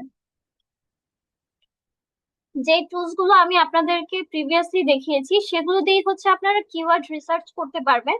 এর মধ্যে আমার সাজেশন থাকবে পার্সোনালি স্যামরাশটা ইউজ করার। স্যামরাশটা বেশ ভালো ওভারভিউ রিপোর্ট প্রিপেয়ার করে দেয়, সো ওইটা ইউজ করলে দেখা যাবে আপনাদের ওভারভিউ রিপোর্টটা অনেক বেশি পারফেক্ট হবে, সবকিছু থাকবে, আর অন্য কোনো টুলস ব্যবহার করার প্রয়োজন হবে না। তাছাড়া এখানে আরো কিছু টুলস এর নাম আমি দিয়ে দিয়েছি, চাইলে আপনারা এগুলো ব্যবহার করতে পারেন। এর মধ্যে কিওয়ার্ড প্ল্যানার, এটা নিয়ে একটু আলাদাভাবে বলছি। এটা নিয়ে বলার রিজন হচ্ছে এটা মূলত আমরা ব্যবহার করি যখন মেটা আমরা কোনো ক্যাম্পেইন স্টার্ট করতে চাই, কোনো অ্যাড দিতে চাই, সেক্ষেত্রে আমরা কিওয়ার্ড প্ল্যানারটা ব্যবহার করি। কিওয়ার্ড প্ল্যানারের থ্রুতে আমরা বিভিন্ন ধরনের কিওয়ার্ড গুলোর রিসেন্ট স্ট্রাইক গুলো দেখতে পারি, রিসেন্ট ওভারভিউটা আমরা দেখতে পারি। যেহেতু স্ক্রিন শেয়ার করলে বারবার গ্রিন হয়ে যাচ্ছে, দ্যাটস ওয়াই আমি আসলে এখন আর লগ ইন করছি না, একটু পরে আবার লগ ইন করার চেষ্টা করব। আমরা নেক্সট স্লাইডের দিকে যাচ্ছি।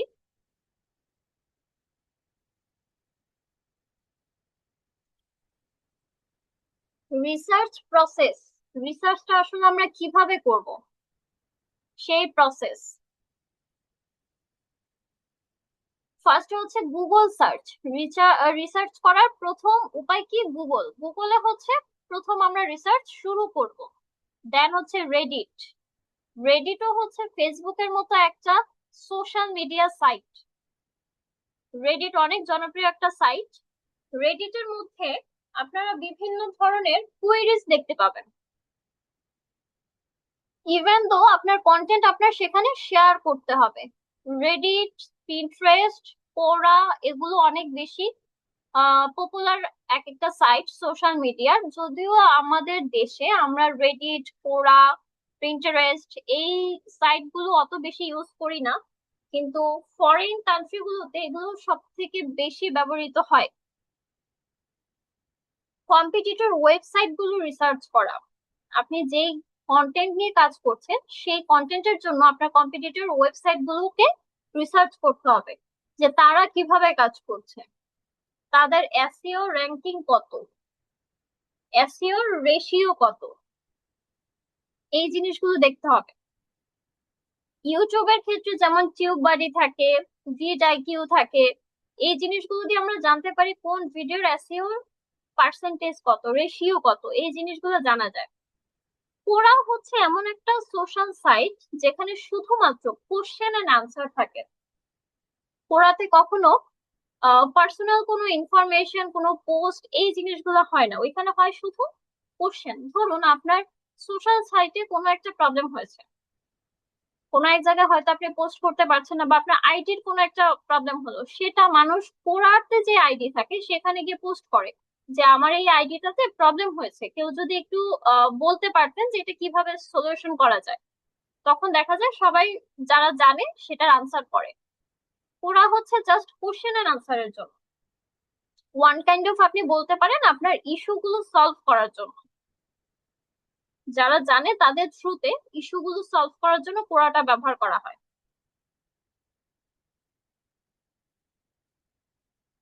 দেন আমরা নেক্সট স্লাইডে যাই। আউটলাইন ক্রিয়েশন নিয়ে যেটা বলেছিলাম প্রিভিয়াস স্লাইডে, যে আউটলাইন ক্রিয়েট করা, কন্টেন্টের আউটলাইন ক্রিয়েট করা। এখন আউটলাইন কিভাবে ক্রিয়েট করবেন? যেমন আমি বলেছিলাম যে এসইও নিয়ে যদি দেখেন, এখন আপনার টপিক যদি হয় এসইও, সেক্ষেত্রে আপনার আউটলাইন কি হতে পারে? How to learn SEO, SEO আপনি কিভাবে শিখতে পারেন, কিভাবে শেখা যেতে পারে, এসইও আসলে কি, এসইও কেন করতে হবে বা এটা কেন ইম্পর্টেন্ট, এসইও টাইপ গুলো আপনি বলতে পারেন যে এসইও এই কয় ধরনের হয়, এই কয় ধরন এসইও নিয়ে কাজ করা হয়, কারা কারা কাজ করে।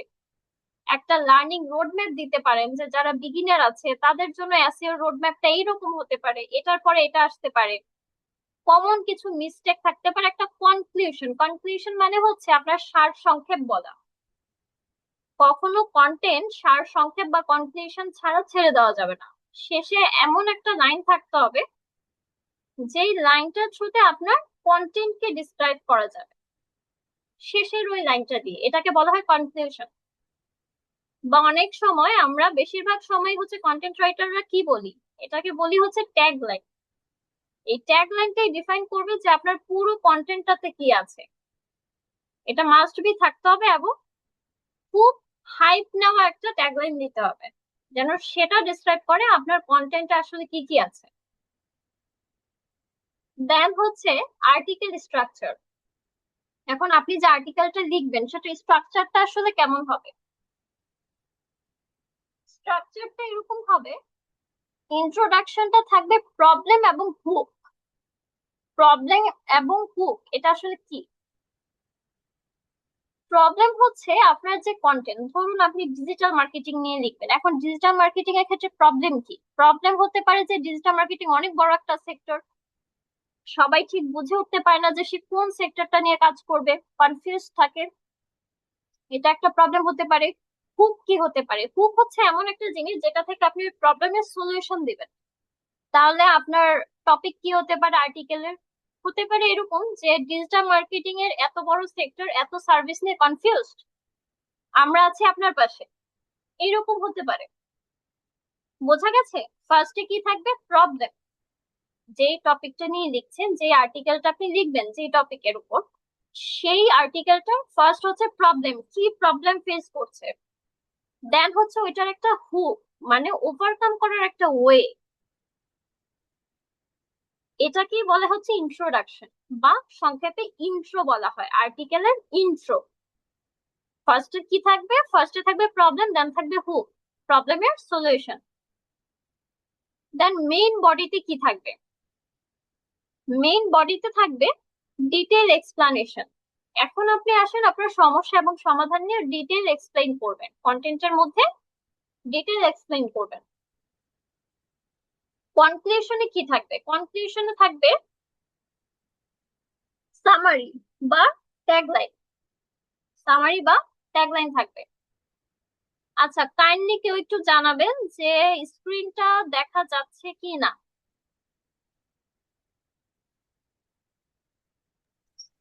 হ্যাঁ ম্যাম, দেখা যাচ্ছে। ওকে, থ্যাংক ইউ। আচ্ছা, নেক্সট স্লাইডে আমরা এসেছি। নেক্সট স্লাইডে আছে হচ্ছে পাওয়ারফুল ইন্ট্রোডাকশন। পাওয়ারফুল ইন্ট্রোডাকশন কেমন হতে পারে? যেমন এই যে হুক, হুক নিয়ে আমাদের সবার খুব বেশি একটা ধারণা থাকে না, হুকটা আসলে কি। এখন হুকের ক্ষেত্রে আমরা কি করতে পারি, যেমন প্রবলেম আপনি ফাইন্ড আউট করতে পারেন। ধরুন আমি যদি কোনো একটা নর্মাল টপিক, যে সামনে হয়তো আমাদের ঈদ আসছে, ঈদের একটা প্রবলেম বের করলাম যে আসলে ঈদের সময় এই আহ, রাস্তায় জ্যাম হয়, বা বাড়ি ফেরার যে একটা জ্যাম ভোগান্তি, এই জিনিসটা না হয় আমি বের করলাম, কিন্তু এখন হুক দিব কি, এটার আসলে সমাধানটা কি? সেই সমাধানের ওয়েটাই হচ্ছে আমাদের এই স্লাইডে দেয়া। ফার্স্ট হচ্ছে কোশ্চেন। ফার্স্ট হচ্ছে কি? কোশ্চেন, যে আসলে ভোগান্তি। কোশ্চেনটা কি হবে? ভোগান্তি। ঈদেরটা যদি আমি ধরি টপিক, তাহলে আমার কোশ্চেন কি হবে? ভোগান্তি, ঈদ যাত্রায় ভোগান্তি। দেন হচ্ছে স্ট্যাটিক্স। স্ট্যাটিক্স এর কি হবে? এখন এই ভোগান্তি কমানোর জন্য আসলে কি করা যায়? শুধুমাত্র আহ কথা বলার জন্য কথা বলা না, স্পেসিফিক কিছু ওয়ে আউট দেখানো, যে এই কাজটা করলে ঈদ যাত্রার এই ভোগান্তিটা কমবে। এই জিনিসগুলো বলা, স্পেসিফিক ওয়েতে বলা। দেন হচ্ছে পেইন পয়েন্ট। পেইন পয়েন্ট কোনটা বলে? পেইন পয়েন্ট হচ্ছে যেটাকে আপনি ফোকাস করবেন। আপনার কন্টেন্টে যদি 20টা লাইন থাকে, 20টা লাইনের মধ্যে 10টা লাইন হবে আপনার পেইন পয়েন্ট, যেটা আপনার মেইন ফোকাসে থাকবে। দেন হচ্ছে থাকবে কি, হুক পয়েন্টে থাকতে পারে স্টোরি। স্টোরি বলতে এখানে গল্প বোঝানো হয়নি, স্টোরি বলতে বোঝানো হয়েছে যে মাঝে মধ্যে আমরা ফেসবুকে কিছু কন্টেন্ট দেখি এরকম, যে এখানে লেখা থাকে যে বিগত দিন আমি এই জিনিসটা পেয়েছি, বা এই জিনিসটা আমার সাথে হয়েছে, আমি এই জিনিসটা এক্সপিরিয়েন্স করেছি, আমার অভিজ্ঞতা থেকে বলছি, বা আমি এই জায়গায় চাকরি করতে গিয়ে আমার এই অভিজ্ঞতাগুলো হয়েছে। এই টাইপের কিছু জিনিস আসে আমাদের। এইটাকে বলা হয় স্টোরি হুক। স্টোরি টাইপের হুক ব্যবহার করা। যেমন আমাদের এই স্লাইডে একটা এক্সাম্পল দেওয়া আছে, আপনি কি জানেন এসইও শিখে ফ্রিল্যান্সিং ক্যারিয়ার করা যায়? এটা হচ্ছে একটা হুক আইডিয়া। কোশ্চেন আছে, স্ট্যাটিস্টিক্স আছে, যে ফ্রিল্যান্সিং এর থ্রুতে ক্যারিয়ার কিসের মাধ্যমে করবে? ফ্রিল্যান্সিং এর মাধ্যমে। পেইন পয়েন্ট কি? এসইও। মেন ফোকাসটা কি? এসইও। স্টোরি কি? আপনি কি জানেন? আপনি কি জানেন? মানে আপনি জানেন না, আমি আপনাকে জানাচ্ছি। এগুলাকে বলা হচ্ছে হুক আইডিয়া। আপনার ইন্ট্রো যখন পাওয়ারফুল না হবে, আপনার কন্টেন্ট কখনোই র্যাঙ্কিং এ আসবে না। ইন্ট্রো হতে হবে মোস্ট পাওয়ারফুল একটা জিনিস। হুকের মাধ্যমে আপনার ইন্ট্রো পাওয়ারফুল হবে। দেন আসছে রিডাবিলিটি। আপনাকে পড়তে পারতে হবে, যেটা আমাদের প্রিভিয়াস স্লাইড গুলোতে আমি বলেছি, যে আপনার একটা কন্টেন্ট, সেটা যদি আমি বুঝতে না পারি, আপনার অডিয়েন্স যদি বুঝতে না পারে, আপনার সেই কন্টেন্টের কিন্তু কোনো ভ্যালু থাকবে না। কন্টেন্ট কখন ভ্যালুয়েবল হয়? যখন সেই কন্টেন্টের রিডাবিলিটি থাকে। কন্টেন্টের রিডাবিলিটি কিভাবে করা যায়? করা যায় হচ্ছে কন্টেন্ট যত স্পেসিফিক এবং শর্ট রাখা যায়। সিম্পল কিছু ওয়ার্ড ব্যবহার করতে হবে, একদম সিম্পল, মানে খুব সহজে, যেটা সবার কাছে বোধগম্য, খুব সহজে বুঝতে পারবে। বুলেট পয়েন্ট ইউজ করা বা স্পেসিফিক ভাবে বলা। যদি আপনার বুলেট পয়েন্ট ইউজ না করেন, সেক্ষেত্রে স্পেসিফিক কিছু লাইনের মধ্যে বলা। সাব হেডিং ইউজ করা। একটা তো আপনার টপিকের হেডিং থাকবে, আরেকটা হচ্ছে সাব হেডিং ইউজ করা। যেমন ধরুন ডিজিটাল মার্কেটিং আমার মেইন হেডিং, সাব হেডিং কি হবে? সাব হেডিং হবে এসইও, যদি আমি এসইও নিয়ে বলি।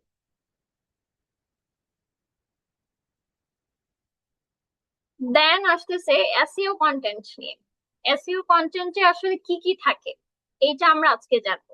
আমাদের পরবর্তী ক্লাসগুলোতে আমরা এসইও সম্পর্কে বিস্তারিত জানবো। আজকের ক্লাসে আমরা জানবো এসইও কন্টেন্টে আসলে কি কি থাকে, সেটা নিয়ে আমরা জানবো। ফার্স্টই থাকে মেইন কিওয়ার্ড। এসইওর ক্ষেত্রে কিন্তু কিওয়ার্ডের পার্থক্য আছে বা ডিফারেন্স আছে, এক একটা কিওয়ার্ড এক এক জায়গায় ব্যবহার করা হয়। ফার্স্টই থাকে মেইন কিওয়ার্ড, যেই কিওয়ার্ড আপনাকে র্যাঙ্কিং এ উঠতে সাহায্য করবে। দেন হচ্ছে হেডিং। এসইওর জন্য আলাদা একটা হেডিং ব্যবহার করতে হয়। যখন আমরা এসইওর ক্লাসগুলো করব, তখন লাইভ প্রজেক্টের মাধ্যমে আপনাদেরকে দেখিয়ে দেওয়া হবে যে এসইও গুলো আসলে কিভাবে করা হয়, কন্টেন্টের এসইও গুলো কিভাবে করা হয়। সেখানে একটা হেডিং দিতে হয়। দেন একটা মেটা টাইটেল দিতে হয়। মেটা টাইটেল হচ্ছে এমন একটা টাইটেল যেটা গুগল আপনাকে খুঁজবে, গুগলে যখন আপনি সার্চ করবেন আপনার সেই কন্টেন্টের নামে আপনাকে খুঁজবে। আরো সহজ ভাবে যদি বোঝাই, আমাদের এখানে প্রত্যেকের নিজস্ব একটা নাম আছে। আমাকে সেই নামের থ্রুতে কিন্তু আপনারা চেনেন, আপনাদের সেই নামের থ্রুতে আমি আপনাদেরকে চিনি। ফেসবুককেও বা মেটাকেও বা গুগলকেও একটা নাম দিতে হয় কন্টেন্টের, যে মেটা টাইটেল দিয়ে সে আমাকে চিনবে। যখন আমার সেই টাইটেলটা কেউ সার্চ করবে তখন সে সবার আগে আমাকেই দেখাবে যে এই নামে এই ওয়েবসাইটে এই আর্টিকেল আছে, এই কন্টেন্ট আছে। এটাকে বলা হয় মেটা টাইটেল, যেটার মাধ্যমে গুগল আমাকে চেনে, যেটার মাধ্যমে গুগল আমার কন্টেন্টকে চেনে। এটাকে বলা হয় মেটা টাইটেল। মেটা ডেসক্রিপশন কি? মেটা ডেসক্রিপশন হচ্ছে যেখানে আপনার কন্টেন্টের ডিটেইল থাকবে, যে আপনি কি নিয়ে লিখেছেন, কোথা থেকে এটার সোর্সিং হয়েছে। আপনি যদি কোনো ওয়েবসাইট থেকে ইনফ্লুয়েন্সড হয়ে লিখেন যে আমি ওয়েবসাইট থেকে পড়েছি, এই আর্টিকেলটা থেকে পড়ে আমি এটা জেনে এখন এটা নিয়ে আমার নিজের মতো করে কিছু লিখেছি, সেটা আপনার ওখানে দেখতে হবে। সোর্সড বাই, দেখবেন ওয়েবসাইটে বেশিরভাগ ক্ষেত্রে এই কথাটা লেখা থাকে, সোর্সড বাই, তারপরে ওয়েবসাইটের নামটা দেয়া থাকে। তার মানে হচ্ছে ওই কন্টেন্টটা ওই ওয়েবসাইটে কোনো একটা কন্টেন্ট দেখে সে ইনফ্লুয়েন্সড হয়ে এটা লিখেছে, দ্যাটস ওয়াই তার ডেসক্রিপশনে এটা লেখা থাকে সোর্সড বাই। ওয়েবসাইট লিংক, সেটার কন্টেন্টের জন্য, প্রত্যেকটা কন্টেন্টের জন্য আলাদা আলাদা লিংক থাকে, সেই লিংকটাকে বলা হয় ইন্টারনাল লিংক। ইন্টারনাল লিংক গুলোকে এসইওর সময় দিতে হয়, একটা ইন্টারনাল লিংক দিতে হয়, একটা এক্সটার্নাল লিংক দিতে হয়। লিংক ব্যবহার করতে হয় হচ্ছে দুইটা, একটা ইন্টারনাল একটা এক্সটার্নাল। এগুলো আমরা এসইওর ক্লাসগুলোতে ডিটেইলে জানবো, কিভাবে ব্যবহার করতে হয়, কোন কোন ভাবে নিতে হয়। দেন হচ্ছে প্লাগারিজম মিনিং, এটার মানে কি আসলে? প্লাগারিজম মানেটা কি? প্লাগারিজম মানে হচ্ছে অন্যের লেখা কপি করে নিজের নামে ব্যবহার করা। এখন অন্যের লেখা কপি করে আপনি নিজের নামে যদি ব্যবহার করেন, সেটাতে কি কি ইস্যু হয় বা কিভাবে ধরা পড়ে বা কিভাবে দেখা যেতে পারে? আমি আরেকবার একটু ট্রাই করছি স্ক্রিনটা শেয়ার করার, যদি শেয়ার করার পরে দেখা যায় কাইন্ডলি আমাকে একটু জানাবেন।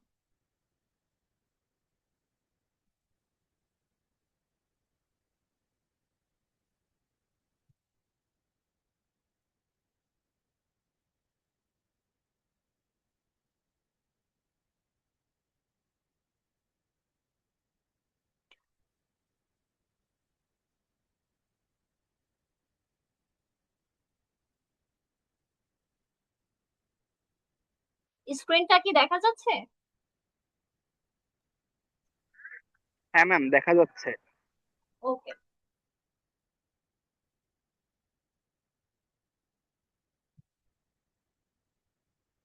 আচ্ছা।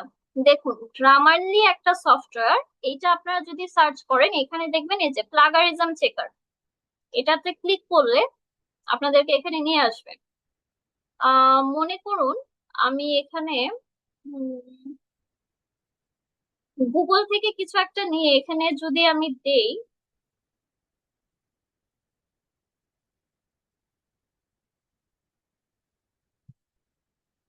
মনে করুন গুগলে আমি সার্চ করলাম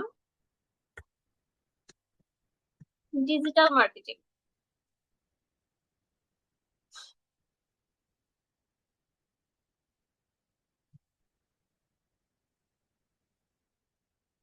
মনে করুন এই লেখাটাই আমি কপি করে ওইখানে দিব।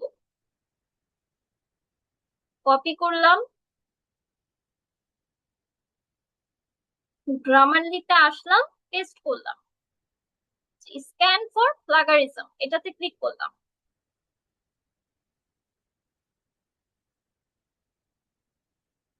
দেখুন এই কন্টেন্টটাতে কি কি প্রবলেম আছে সেটা সে অলরেডি বলে দিচ্ছে। স্পেলিং ঠিক আছে, ওয়ার্ড চয়েস ঠিক আছে, কনসাইসনেস ঠিক আছে। দেখুন ভুল কোথায় কোথায় আছে সবকিছু কিন্তু সে বলে দিচ্ছে। এটাকেই বলা হচ্ছে প্লাগারিজম চেকার, যে আপনার ভুলগুলো ধরা, আপনার কন্টেন্ট আসলে ঠিক কি কি ভুল আছে সেটা ধরা।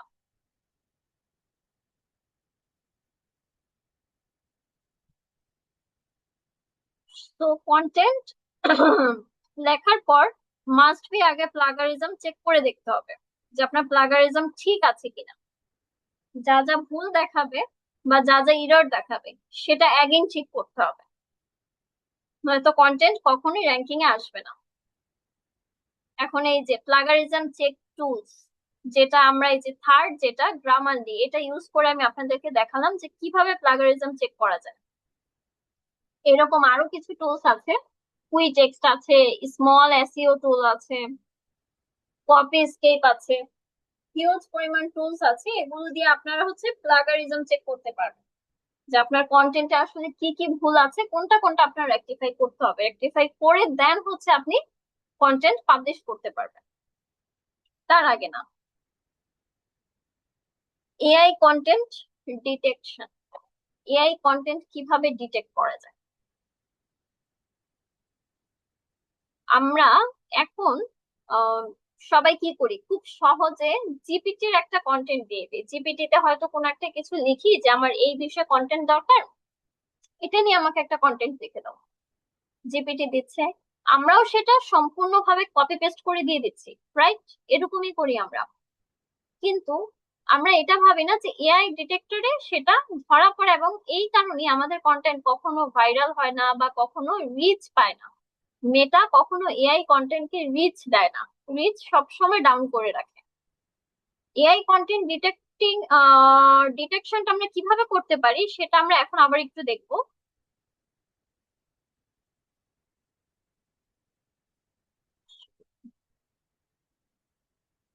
আচ্ছা, স্ক্রিন কি দেখা যাচ্ছে?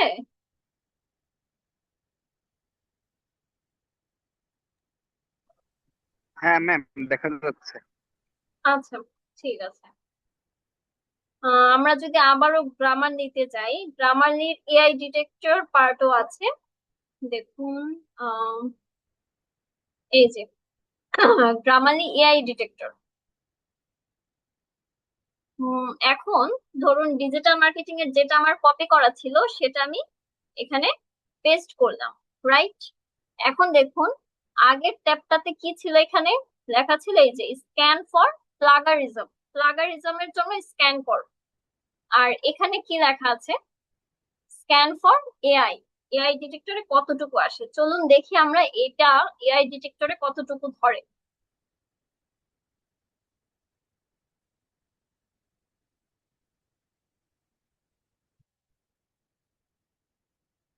এই যে এই লেখাটা 70% এআই। একটা লেখা এআই তে যদি 70% ধরে, সেই লেখাটা কখনোই কন্টেন্টে পাবলিশ করা যাবে না। এআই তে সর্বনিম্ন রেশিও থাকতে হবে, সর্বনিম্ন 10 to 15% হচ্ছে রেশিও সর্বোচ্চ থাকতে পারবে, যে এআই জেনারেটেড 10 to 15%, এর বেশি রাখা যাবে না। এর বেশি রাখলে আপনার কন্টেন্ট কখনোই র্যাঙ্কিং এ যাবে না, র্যাঙ্কিং এ যেতে পারবে না। ক্লিয়ার সবাই? সব সময় কন্টেন্ট পাবলিশের আগে অবশ্যই এআই ডিটেক্টর, প্লাগারিজম এগুলো চেক করে দেখতে হবে যে আপনার কন্টেন্টে আসলে ঠিক কোনটা দরকার। যেমন ধরো এই যে এখানে এআই ডিটেক্টরে আছে এআই হিউম্যানাইজার আছে। হিউম্যানাইজারের কাজ কি? হিউম্যানাইজারের কাজ হচ্ছে আপনার ওই এআই কন্টেন্টটাকে হিউম্যানাইজ করা। দেখুন, আগেরটাই আমি এখানে কপি করে পেস্ট করেছি, এখন যদি আমি হিউম্যানাইজে ক্লিক করি,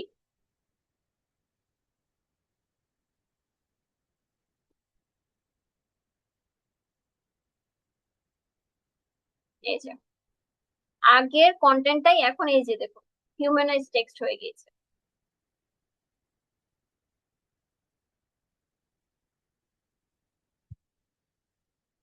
এখন এটাকে যদি আমি কপি করি, মনে করুন আমি এই পর্যন্ত কপি করলাম, কপি করলাম। এখন আবার অ্যাগেন এআই ডিটেক্টরে যাচ্ছি, দেখি এখন এটা এআই ডিটেক্টরে কতটুকু ধরে। বা কতটুকু দেখায়? দেখেছেন 0% চলে এসেছে।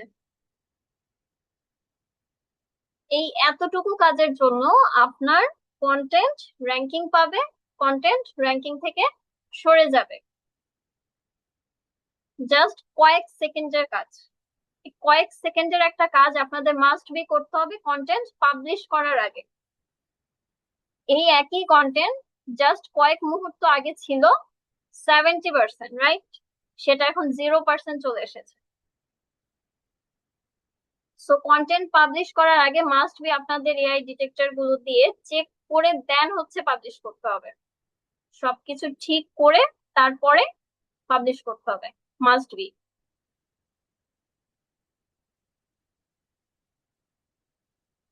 এখন আমরা আসি নেক্সট স্লাইডে।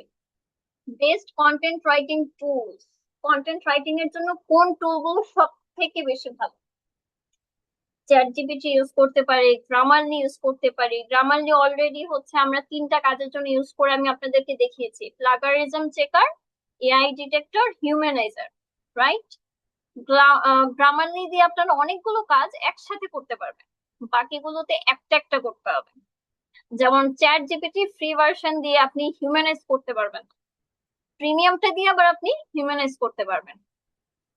সেটার সাবস্ক্রিপশন নিলে দেন আপনি হিউম্যানাইজ করতে পারবেন, আদারওয়াইজ কিন্তু পারবেন না। Same for Notion. নোশন দিয়ে আপনি কন্টেন্ট লিখতে পারবেন। নোশন বেশ ভালো সার্ভিস দেয়, কিন্তু হিউম্যানাইজটা বেশি ভালো দেয় না। নোশন দিয়ে হিউম্যানাইজ করার পরও এআই ডিটেক্টরে ধরে। এই কারণে আপনার কন্টেন্ট সব সময় গ্রামারলি দিয়ে হচ্ছে এআই ডিটেক্টরে চেক করে দেন হচ্ছে পাবলিশ করা ট্রাই করবেন সবাই। হিউম্যান রাইটিং এর কিছু টিপস। একটা কন্টেন্ট হিউম্যান রাইটিং বানানোর জন্য কিছু টিপস। ফার্স্ট টিপস কি? Personal tone. যেমন ধরুন, তখন আমাদের একটা কন্টেন্ট গুগল থেকে নেওয়া একটা কন্টেন্ট, সেটা ধরলো 70%, দেন আমরা যখন হিউম্যানাইজ করলাম সেটা 0% চলে আসলো। কিভাবে হলো? ওইখানে কিছু শব্দ চেঞ্জ হয়ে গিয়েছে। সফটওয়্যার আমার কন্টেন্টের কিছু শব্দ চেঞ্জ করে দিয়েছে। ধরুন আপনি যদি বলেন, নর্মালি যদি বলি যে আগামীকাল আমার অফিস আছে বা আগামীকাল আমার অফিসে যেতে হবে, এটা আমি বললে আমি এভাবে বলবো। কিন্তু যখন সফটওয়্যার বলবে তখন কি বলবে?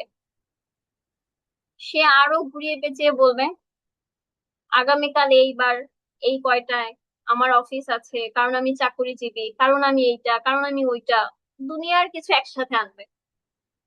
এটা হচ্ছে নর্মালি আমি আপনাদেরকে বোঝানোর জন্য বলছি যে একটা সফটওয়্যার সবসময় থিঙ্ক করে কিভাবে, থিঙ্ক করে ডিটেইল। আর আমরা পার্সোনালি থিঙ্ক করি কিভাবে?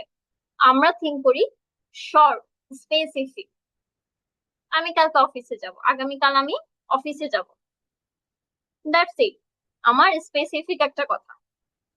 পার্সোনাল টোন, এটাই কিন্তু আমাকে প্রমাণ করছে যে আমি হিউম্যান, আমি সফটওয়্যার না। এই কারণে কন্টেন্ট সবসময় করবেন পার্সোনাল টোনে। ইমোশন অ্যাড করতে হবে। কন্টেন্ট যদি ইমোশনলেস হয় তখন এমনিতেই মেটা আপনার রিচ ডাউন করে দিবে, যে এই কন্টেন্ট মাস্ট বি এই কন্টেন্ট।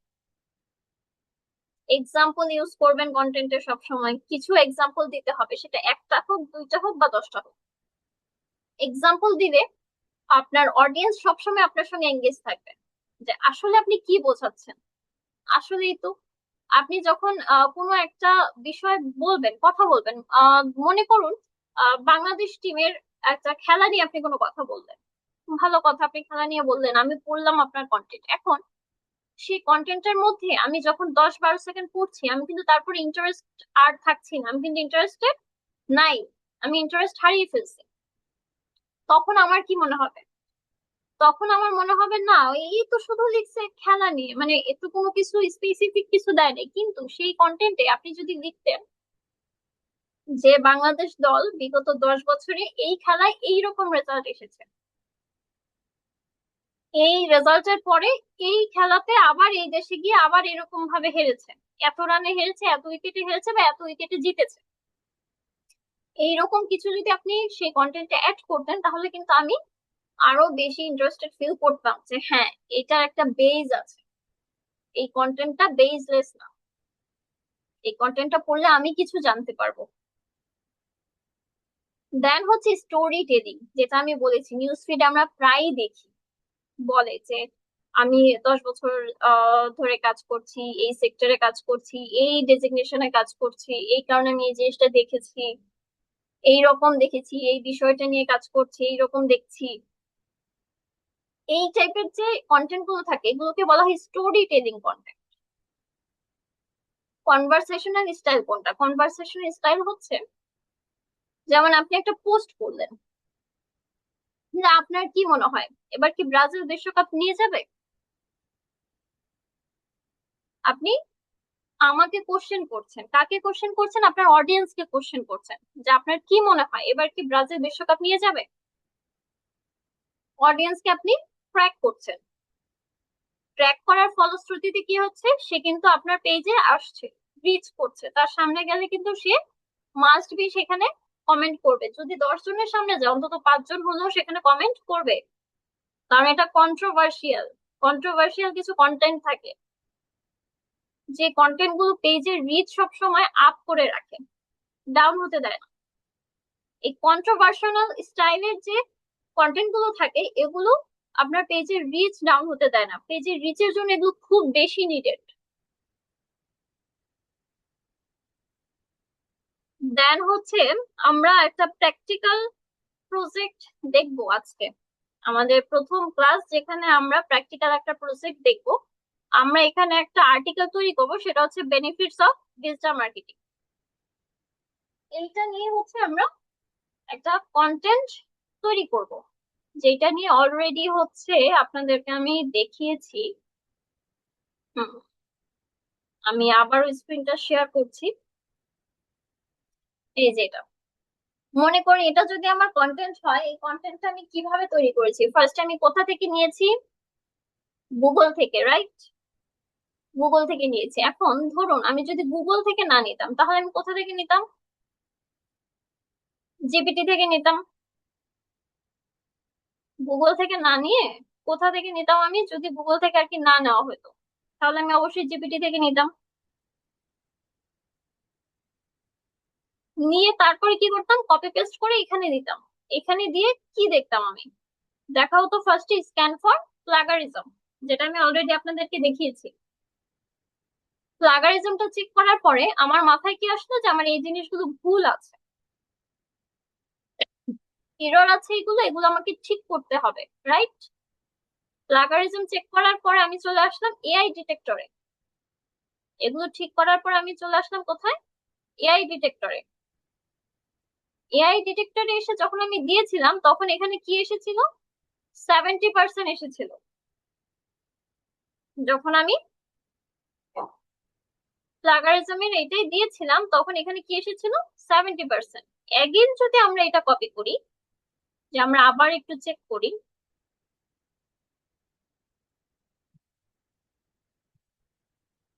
পেস্ট করলাম, এখান থেকে কি দিলাম? প্লাগারিজম চেক করলাম।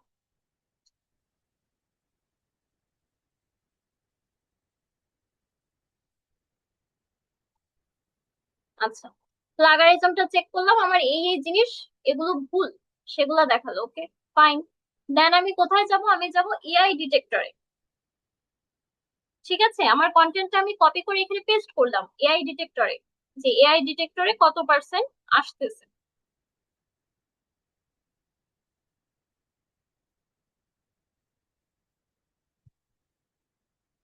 70%। ওকে, ফাইন। এখন আমি যাব কোনটাই? হিউম্যানাইজার। এখন আমি হিউম্যানাইজ করবো এটাকে। কপি করলাম, পেস্ট করলাম, হিউম্যানাইজ দিলাম।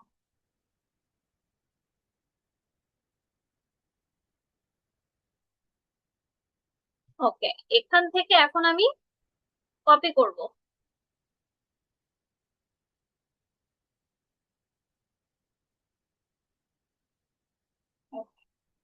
কপি করলাম, এখন আবার আসবো কোথায়? এআই ডিটেক্টরে। অ্যাগেইন, অ্যাগেইন এসে পেস্ট করতে হবে।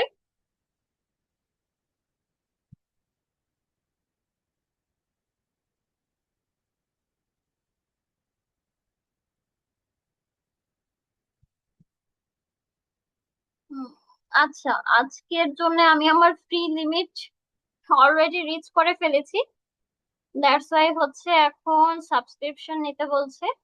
আচ্ছা, আপনারা আই থিংক বুঝতে পেরেছেন যে এআই হিউম্যানাইজার দিয়ে করার পরে আবার এআই ডিটেক্টর এসে চেক করতে হবে যে আপনার এআই তে ধরছে কিনা, ধরলে কত পার্সেন্ট ধরছে।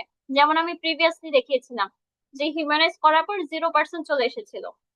ওই রকম যখন 0% থাকবে, 0% থাকলে দ্যাটস ভেরি গুড। যদি না থাকে, যদিও না থাকে, সেক্ষেত্রে 10 to 15% হচ্ছে সর্বোচ্চ, 15% হচ্ছে সর্বোচ্চ। এর উপরে থাকলে কখনোই সেই কন্টেন্ট পাবলিশ করা যাবে না। 10%-এর নিচে রাখতে হবে সবসময়। অনেকবার চেষ্টার পরও যদি 15%-এর উপরে মানে কমাতে না পারেন আপনি, তখন আপনি সেটা পাবলিশ করতে পারেন যদি আপনার ইমার্জেন্সি থাকে। আর যদি না থাকে, সেক্ষেত্রে আপনি অন্যান্য সফটওয়্যার গুলো দিয়েও ট্রাই করবেন। যে কোনো ভাবেই হোক এটা 10-এর নিচে রাখতে হবে। যখন ইমার্জেন্সি ইস্যু আপনি পারছেন না, তখন হচ্ছে আপনি 15 পর্যন্ত একটা চান্স নিবেন, কিন্তু সব কন্টেন্টের ক্ষেত্রে না। সেটা যদি 100 কন্টেন্টের মধ্যে একটা কন্টেন্ট হয় দ্যাটস গুড, কিন্তু সব কন্টেন্টের ক্ষেত্রে 15% পর্যন্ত চান্স নেওয়া যাবে না, 10%-এর নিচে রাখতে হবে।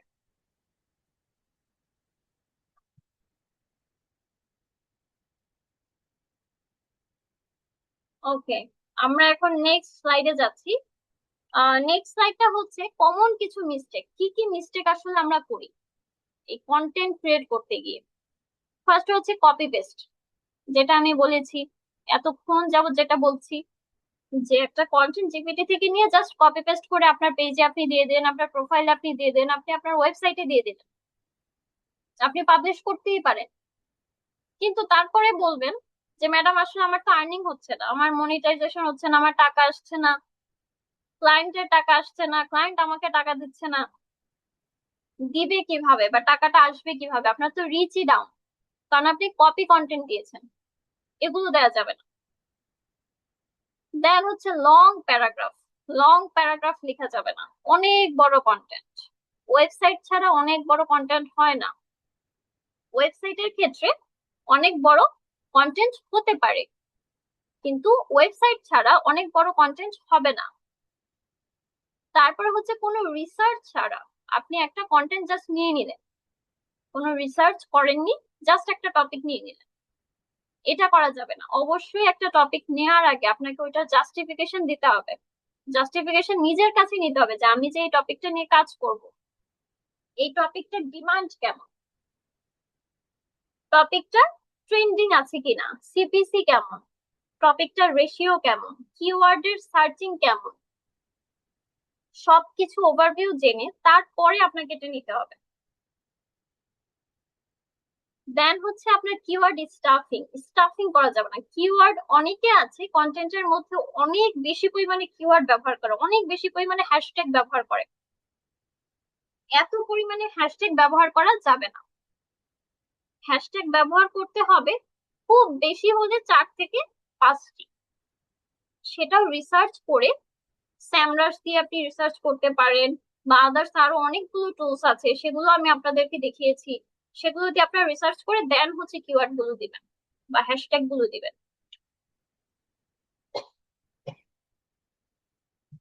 গ্রামার মিস্টেক গুলো করা যাবে না, কারণ অলরেডি আমাদের অনেকগুলো টুলস আছে, সফটওয়্যার আছে, যেগুলো থ্রুতে আমরা গ্রামার গুলো সঠিক করতে পারছি, কারেক্ট করতে পারছি। তাহলে আমরা কেন গ্রামারলি মিস্টেক গুলো করবো?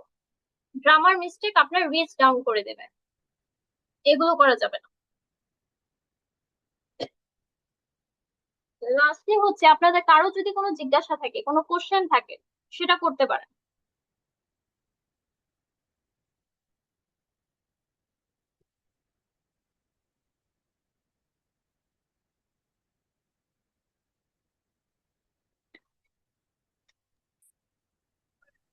না ম্যাম, আপাতত কোনো কোশ্চেন নেই।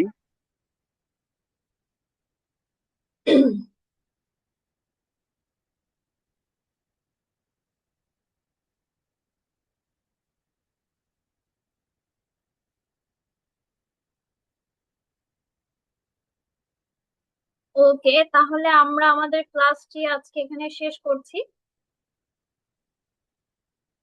সবাই ভালো থাকবেন, সুস্থ থাকবেন। হুম। সবাইকে ঈদের অগ্রিম শুভেচ্ছা। সবার ঈদ অনেক ভালো কাটুক।